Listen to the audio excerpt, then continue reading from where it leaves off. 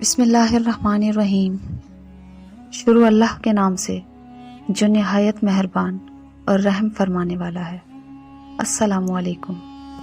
حضرت انس بن نضر رضی اللہ تعالیٰ عنہ ایک صحابی تھے جو بدر کی لڑائی میں شریک نہیں ہو سکے تھے۔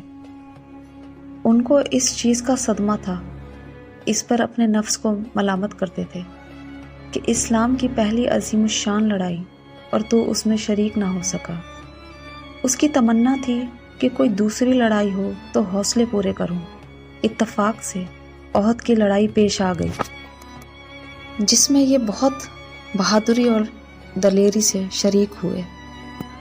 احد کی لڑائی میں اول تو مسلمانوں کو فتح ہوئی، مگر آخر میں ایک غلطی کی وجہ سے مسلمانوں کو شکست ہوئی۔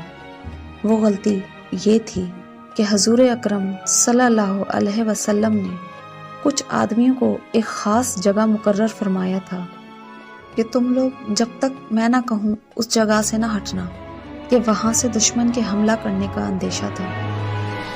جب مسلمانوں کو شروع میں فتح ہوئی تو کافروں کو بھاگتا ہوا دیکھ کر یہ لوگ بھی اپنی جگہ سے یہ سمجھ کر ہٹ گئے کہ اب جنگ ختم ہو چکی، اس لیے بھاگتے ہوئے کافروں کا پیچھا کیا جائے اور غنیمت کا مال حاصل کیا جائے۔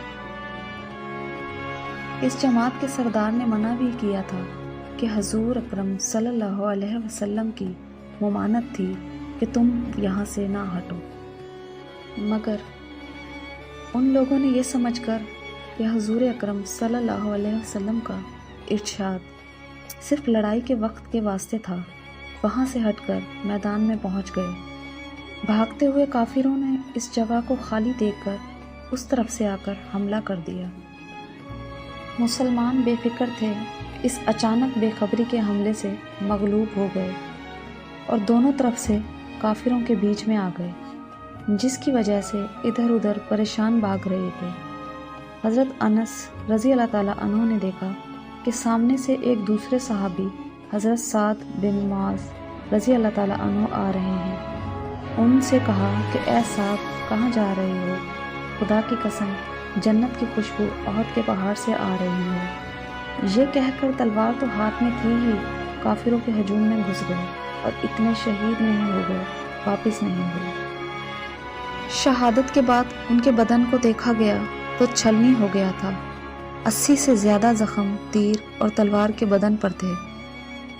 جو لوگ اخلاص اور سچی طلب کے ساتھ اللہ کے کام میں لگ جاتے ہیں، ان کو دنیا ہی میں جنت کا مزہ آنے لگتا ہے۔ یہ حضرت انس رضی اللہ تعالیٰ عنہ زندگی ہی میں جنت کی خوشبو سونگھ رہے تھے۔ اگر اخلاص آدمی میں ہو جائے تو دنیا میں بھی جنت کا مزہ آنے لگتا ہے۔